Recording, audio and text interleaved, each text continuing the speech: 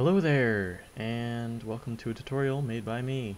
I was messing around with something for the past couple days, and it's gotten to the point where I think I have a decent workflow for it, and I wanted to share it with you guys. I think you guys will be able to find some really cool uses for it, so let's start off here. Basically, what this is it's a way to make distant terrain, like background mountains and stuff, very easily, without much fiddling, and you can make a whole bunch of them this way and a bunch of different variations.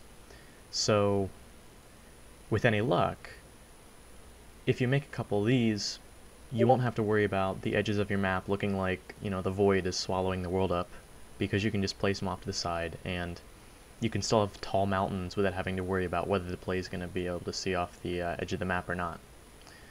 So basically, the way that I created these is I start with World Machine, then I take it into Blender for a tiny bit of editing, and then I go into Substance and bake my normals, and then it's straight to UE4. It's actually very simple and it doesn't take much time at all now that I've gotten it pretty well figured out. So let's begin here. I started with a real-world height map, and it's of this area in the mountainous part of Georgia, the country, not the state. And this specific, like this mountain right here, interested me, so I wanted to cut this out. And generally, like, this part is probably going to be the same for you, but anything before that, like all this bits, you could really do anything here as long as it gets you a decent height map. But the way I'm doing this is, basically I kind of traced around the part of the mountain that I wanted with a layout designer, and then I'm just clamping down everything that isn't in that area. And it looks kind of crappy here, but the erosion will take care of that. So I put it through some erosion. It's turned up way high with some geological time advancement, and that got me a pretty good looking height map that I was happy with. So this is what I'm using for this, but you could really have anything that you wanted, go wild with this area. But then after this it gets pretty standard. First things first, we're just going to select a slope, and this is going to be for our materials later on. And basically anything that's selected here is going to be rock on the actual model. And then we're just outputting that to our folder as a slope mask. It can be named anything, but I just named it a slope mask. And this is just in my folder there. So we're just going to write that to disk, and that's step one. Step two is we're going to do this mesh output, but we need a mask because we don't want to output the entire terrain, because there's a bunch of flat bits like over here, and I don't want these bits either. So we're going to make a mask, and the way I'm doing that is I have a select height that has no fall off. It's very sharp, and there's little bits here that I don't want, like this bit and that bit, so I just have a layout generator where I just masked them off and I subtracted them away, and what we get is this pretty nice little outline. And then we use that as our mask, and we get a pretty nice mesh output, and this is going to be what we're using. So we need to output this twice. The first one is going to be our high poly one. So what we're going to do is, right when you get this open, I don't think you need to change anything, but you're just going to want to make sure that export UV coordinates is checked. I'm not sure if that's checked by default or not, but I was messing with it a while ago and I accidentally unchecked it, I think, and it was messing stuff up. So just make sure that's checked, and you shouldn't have any problems. So I'm just going to go to my folder, and this is going to be mountain high, because it's my high poly. And this is going to export as OBJ, but most 3D software can open that easy, so that's not going to be a problem. And make sure this is set to regular mesh triangulation too. So we're just going to write that to disk, and it's going to lock up for a moment, but hopefully not too long. When you're working with this high poly mesh, it tends to lock up a bit because it's pretty big.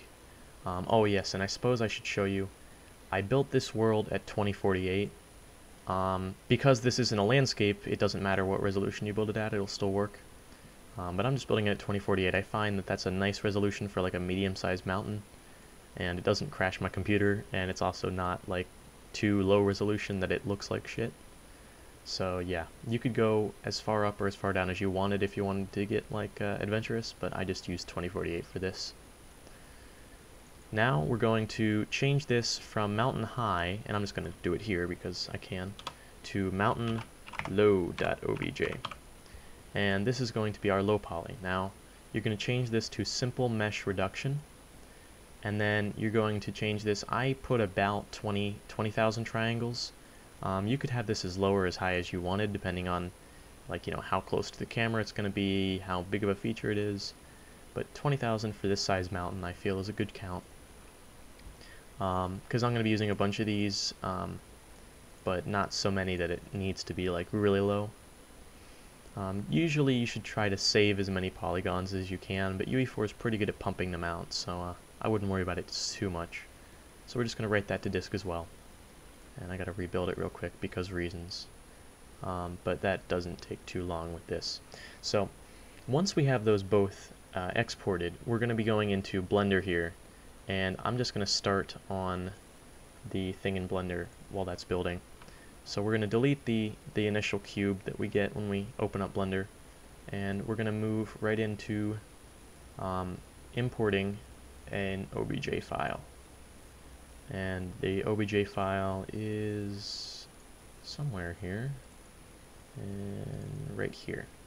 And it's going to be mountain underscore high, or not underscore, but mountain high. This is 260 megabytes, so it's probably going to freeze up your computer for a bit. Don't worry about that. It'll come back eventually, unless you have a really shit computer, in which case maybe it won't come back. Who knows? You know, have fun with that. So this will build in a second, and I'll be able to do that. So yeah, that's going to freeze up Blender for a moment, or maybe a little bit longer than a moment. It depends on what computer hardware you have, really. But I'm in dire need of an upgrade, so it's going to take a little bit. I really wish it hadn't made me rebuild that, or else this would have been a much more interesting video. But, you know, it's happening, so we're just going to sit here and wait. It'll be done anytime. There we go. So that's all we're going to need from our world machine file.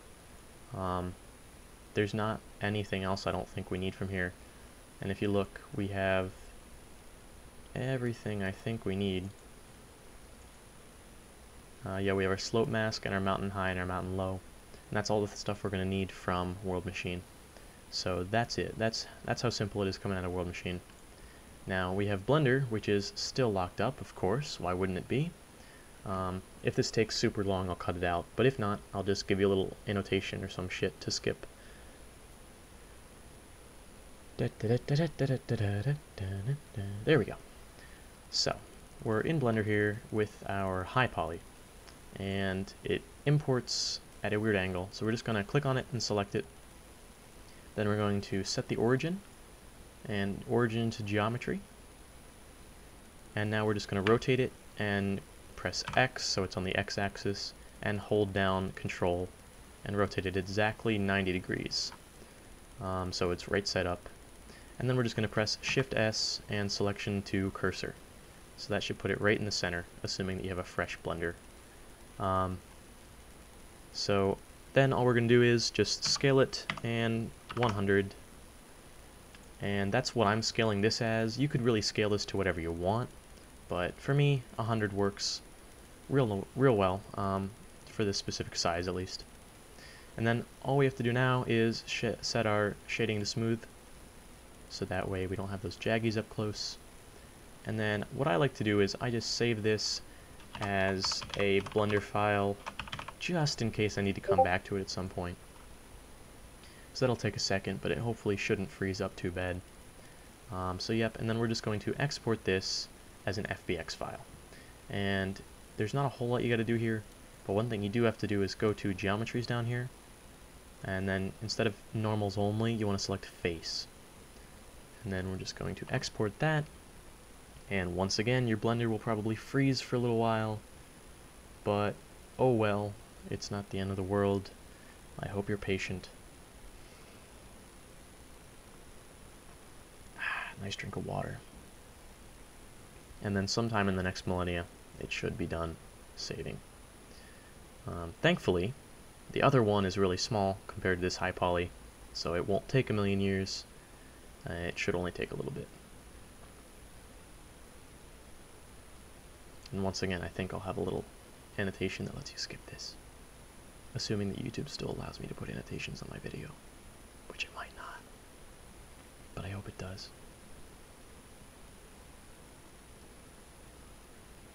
Sometime this year.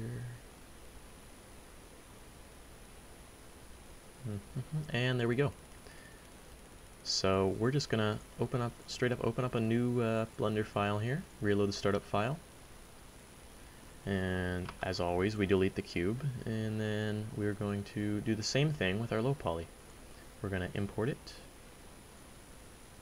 go to the folder, find the low poly, and this one's a lot nicer to work with.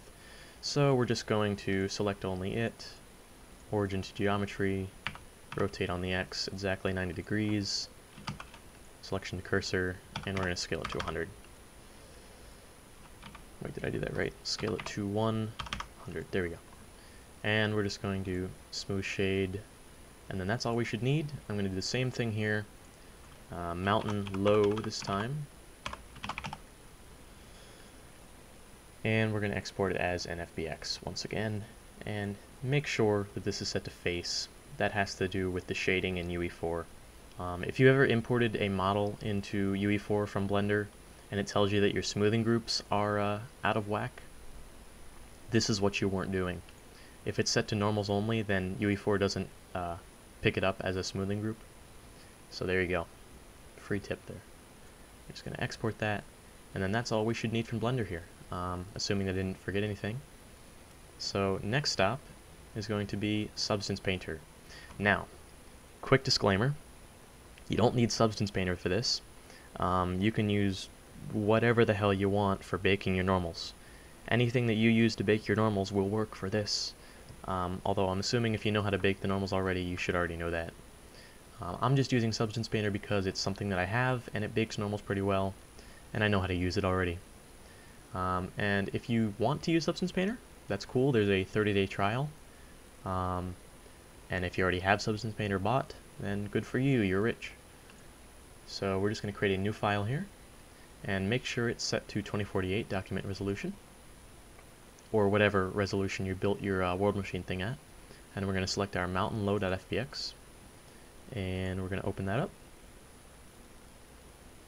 And it should load in just a minute. There we go. So we have it in here, and then we're going to go over here and bake textures, and we're going to set the output size to 2048 once again, and we're going to deselect everything but our normal. We just want the normal for this. That's all I'm using this for. So we're going to find our mountain high.fbx file, and we're going to set our max frontal distance to, I set mine to, where was it? I set mine to 0.05.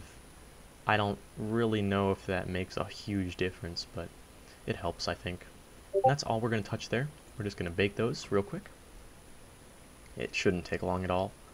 For some reason, baking the actual textures takes a lot less time than opening them in Blender. That's really weird, but it's how it goes. And then once that's baked, we should have everything we need to bring it into UE4, and from UE4 it's a very simple process. Pretty much we're just going to be creating a quick little material for it, and then that'll be good. So here we have our normals. They look really nice actually, as you can tell. Like it's a nice solution for doing this. I love baking normals, even though I can't get it to work most of the time. So we're just going to right click anywhere and export textures, and then we're just going to scroll down right in here in the config to Unreal Engine 4 packed, and then we're going to select our folder, which is here somewhere. UE4 mountain, and we're just going to select that and export. And now it should be done, and we can open our folder and see that we have pretty much everything in here. We're just going to delete our base color and our occlusion roughness metallic because we're not going to be using those. So all we're going to be using is the mountain high.fbx, the mountain low.fbx, and these two. So everything else is just Blender files, don't worry about it. So we're going to open up UE4 now. And I already made a folder for this, and I have 2 textures that I'm going to be using. You can use whatever textures from the SDK or custom textures or whatever, but I just made these ones because, you know, I didn't want to have to deal with doing it while I was recording. And they're just textures that I took from the SDK and I messed with the saturation values with until they look nice. And I'm just in a test map here that I made. So we're going to right click, and the editor's going to freeze because of course it is. But once it unfreezes, we're going to import to here, and we're just going to be importing our mountain low and our mountain normal and slope mask. And that'll only take a second to import. And then once we get these options, you shouldn't need to change anything here, just click import. And it should go through nicely and without a hitch. If you get a smoothing groups error, make sure that when you were in Blender you did that thing that I told you about with the smoothing groups, because that is important. If you don't do that, it'll look like dick. So whenever this decides to, you know, get its shit on, we will be all good any day now.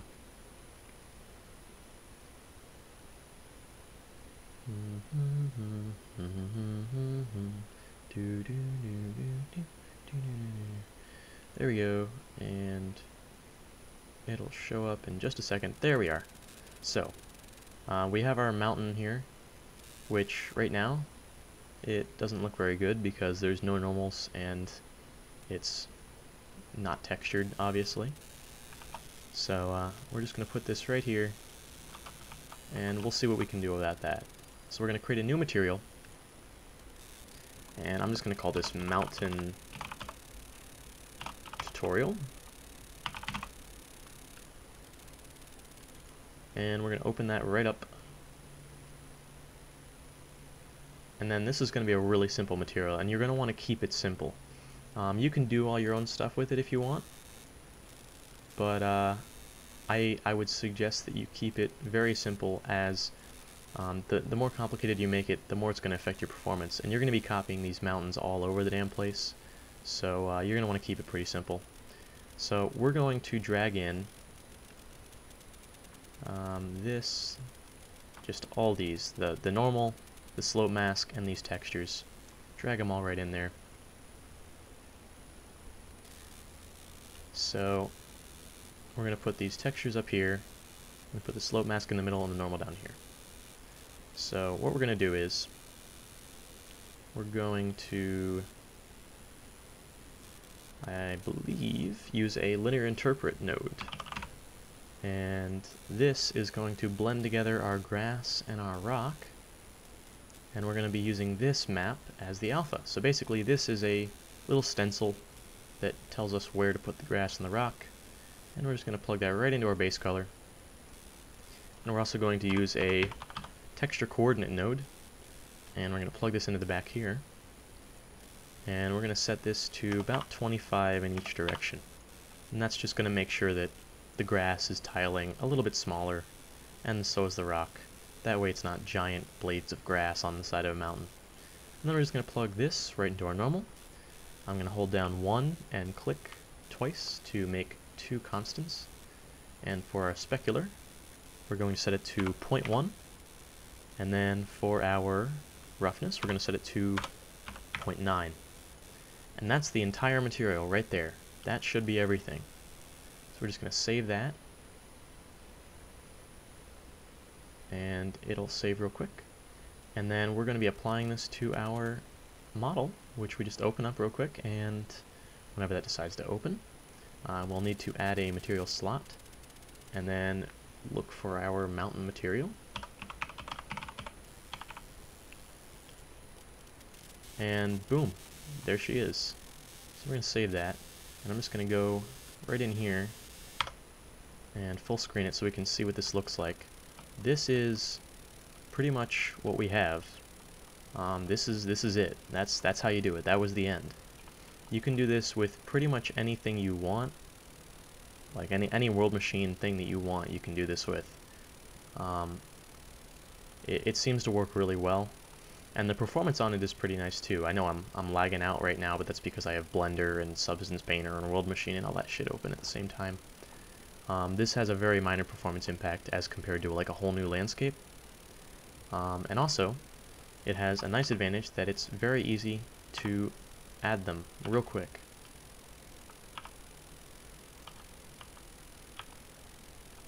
So if you want to scale it way up and put it off to the sides of your map,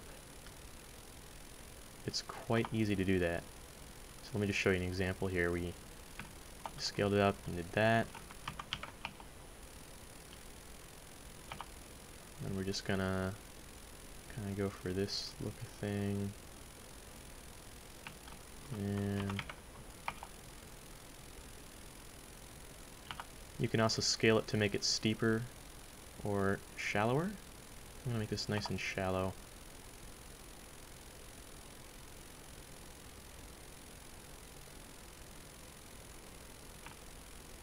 And then if we go way down here to the perspective of a player, it looks pretty cool. And you can even, if you wanted to, or you were so inclined, you could even scale it up really big for like a huge background mountain. There we go. And put that way in the background like this. And even though that's only one type, like I only made one model, you can scale it and rotate it enough that it kind of doesn't look too repetitive, which is pretty cool. And if you were so inclined, you could make an entire background for your map out of these. Now, I wanted to share this for two reasons. One of them is because it's just useful, period. But the other one is I'm thinking, if you were to make enough of these that, you know, you could have a decent palette of them, and you could make them, you know, nice enough that you could scale them up to really huge sizes, I think this might solve the problem of, or at least one of the problems that comes with jets in Squad. There's a couple problems so far with jets in Squad, but one of the bigger ones is, right now, the edges of maps are just like infinite voids. They look really weird, and if you were flying over that in a jet, it would look ridiculous. So with this, I feel like that problem can, to an extent, be solved. And I think that I could even maybe whip up a blueprint that would generate these randomly, so that way you could fly infinitely far off of the map and still be able to like see some terrain underneath you. And then, you know, I would have that so that way, you know, it would only start randomly generating once you're a certain distance away from the map, so that way you could custom make the areas closer to the map. But I think that'd be a really cool way of doing it. And I think, you know, I like to hear people's thoughts about that. So yeah, I really hope you guys got something out of this tutorial. Thank you for watching, and I'll see you later.